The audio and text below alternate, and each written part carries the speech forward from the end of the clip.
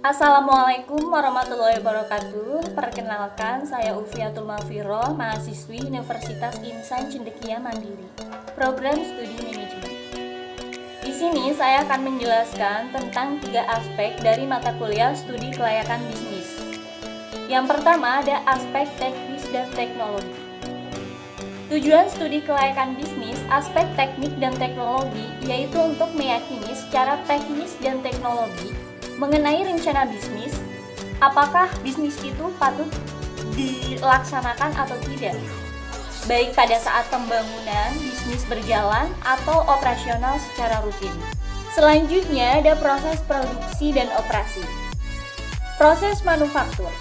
Persoalan-persoalan dalam prosesnya dikelompokkan sesuai dengan manajemen operasional. Sebagai berikut. Yang pertama ada kelompok posisi perusahaan. Pemilihan strategi produksi, pemilihan dan perencanaan produk, dan juga perencanaan kualitas. Yang kedua ada kelompok desain.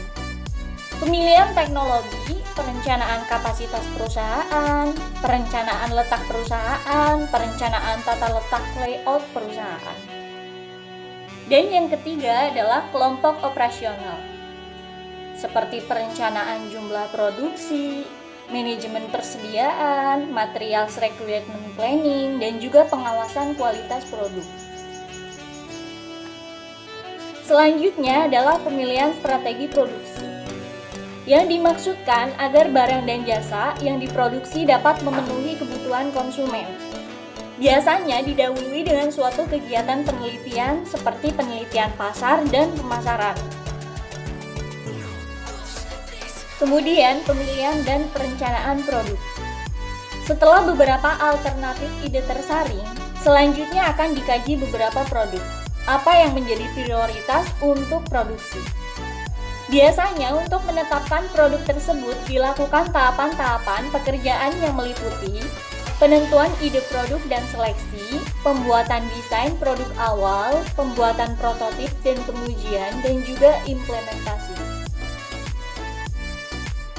Rencana kualitas. Perusahaan hendaknya menentukan suatu tolak ukur rencana kualitas produk dari tiap dimensi kualitasnya. Dimensi kualitas produk dapat dipaparkan sebagai berikut. Yang pertama ada produk berupa barang. Menurut David Garvin terdiri dari 8 dimensi, yaitu performance, features, reliability, conformance, durability, serviceability, estetik, fit and finish. Yang kedua ada produk jasa. Menurut Zetam et, ada 5 dimensi kualitas jasa, yaitu reliability, responsiveness, assurance, atau dimensi ini gabungan dari kompetensi, kesopanan, dan kredibilitas, empati, atau dimensi ini gabungan dari akses komunikasi dan pemahaman pada pelanggan, dan yang terakhir ada tangibles.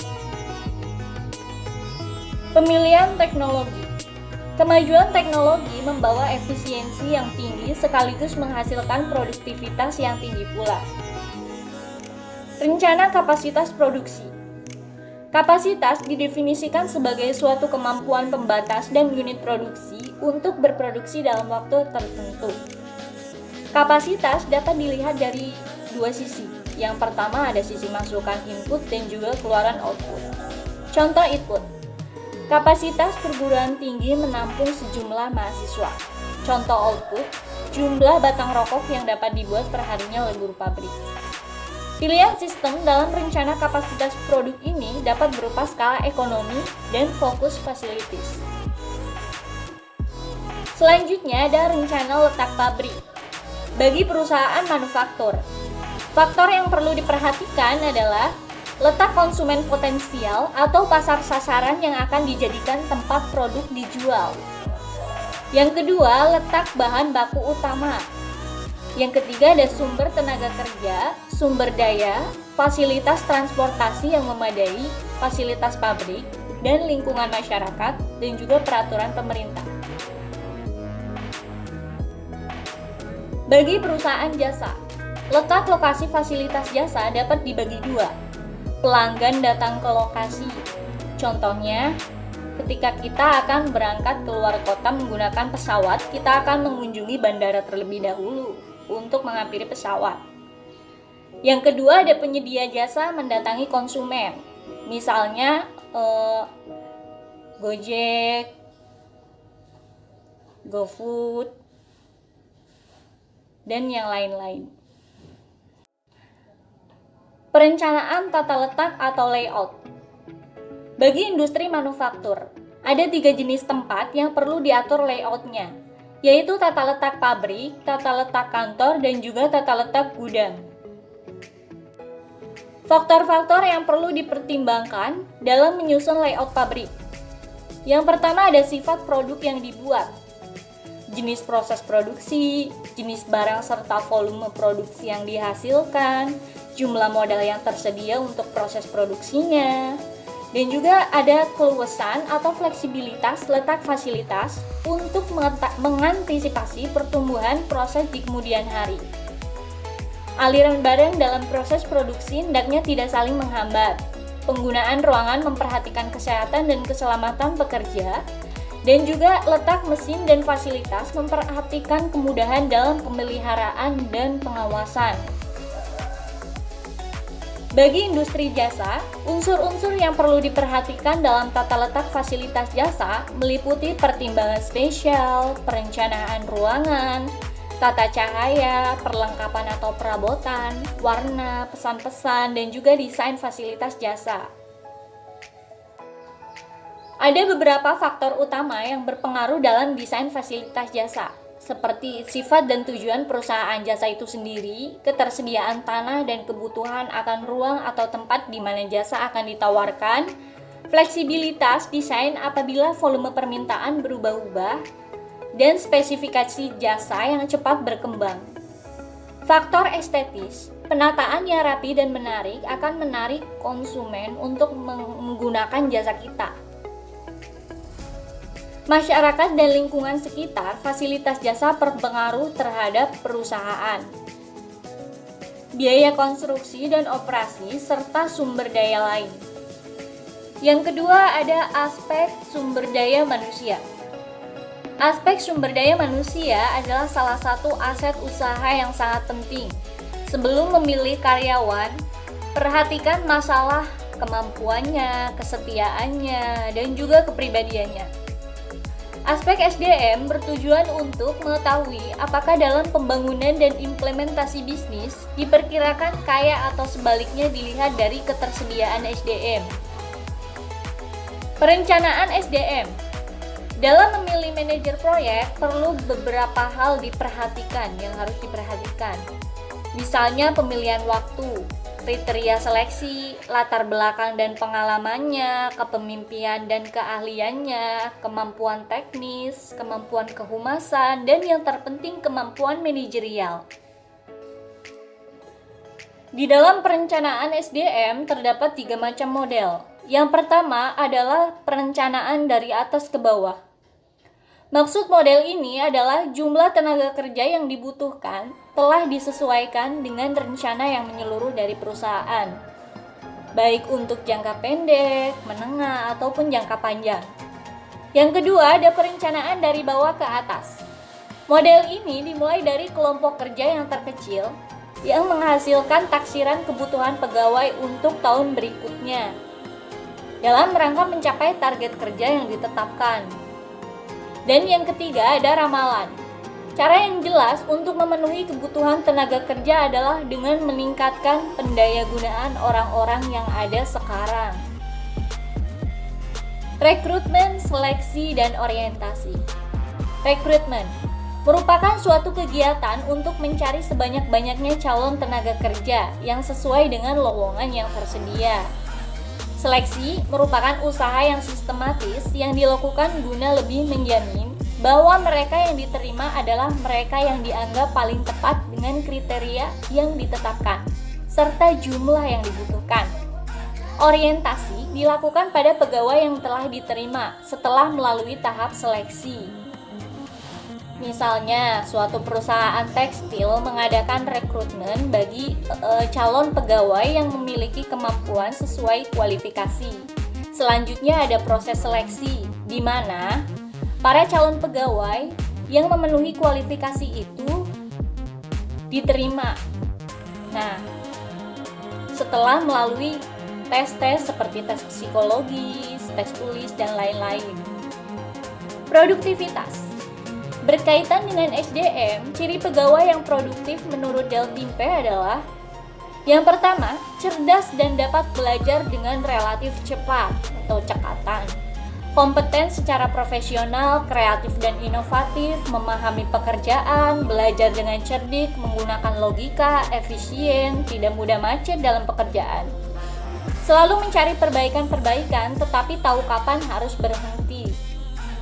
Dianggap bernilai oleh atasannya, memiliki catatan prestasi yang baik, dan juga selalu meningkatkan diri. Pelatihan dan pengembangan. Program pelatihan atau training bertujuan untuk memperbaiki penguasaan berbagai keterampilan dan teknik pelaksanaan kerja tertentu untuk kebutuhan sekarang, sedangkan pengembangan bertujuan untuk menyiapkan pegawai siap memangku jabatan tertentu di masa yang akan datang. Nah, biasanya setelah rekrutmen ada seleksi. Setelah seleksi, pegawai yang diterima akan mengikuti pelatihan atau training. Aspek yang terakhir adalah aspek yuridis. Yang akan dipaparkan adalah mengenai siapa pelaku bisnis, bisnis apa yang dilaksanakan, waktu pelaksanaan bisnis, di mana bisnis dilaksanakan, bagaimana bisnis dilaksanakan, dan juga peraturan dan undang-undang yang berlaku. Yang pertama, siapa pelaksana bisnis? Bentuk usaha. Beberapa bentuk usaha di Indonesia dari segi yuridisnya adalah perusahaan perseorangan, misalnya bengkel, UKM, laundry, dan lain-lain. Firma adalah suatu bentuk perkumpulan usaha yang didirikan oleh beberapa orang dengan menggunakan nama bersama. Misalnya firma akuntansi, firma Crocs, firma Nike, firma Diadora, dan lain-lain. Perusahaan komanditer atau CV dan perseroan terbatas atau PT. Badan jenis ini adalah suatu badan yang mempunyai kekayaan, hak dan kewajiban yang terpisah dari yang mendirikan dan yang memiliki. Misalnya PT Wings Group, PT Indofood, dan lain-lain. Selanjutnya ada koperasi. Menurut bidang usaha, koperasi dikelompokkan menjadi koperasi produksi, koperasi konsumsi, koperasi simpan pinjam, dan koperasi serba usaha. Menurut luas usahanya, koperasi terdiri atas primer koperasi atau primkop, pusat koperasi atau puskop, gabungan koperasi atau gakop, dan induk koperasi atau inkud.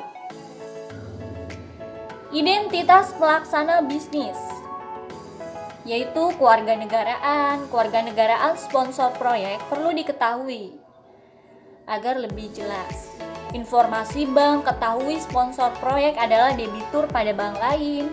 Keterlibatan pidana atau perdata, perlu diketahui juga apakah pelaksana proyek tengah terlibat dalam suatu tindakan yang dapat menimbulkan gugatan ataupun tuntutan.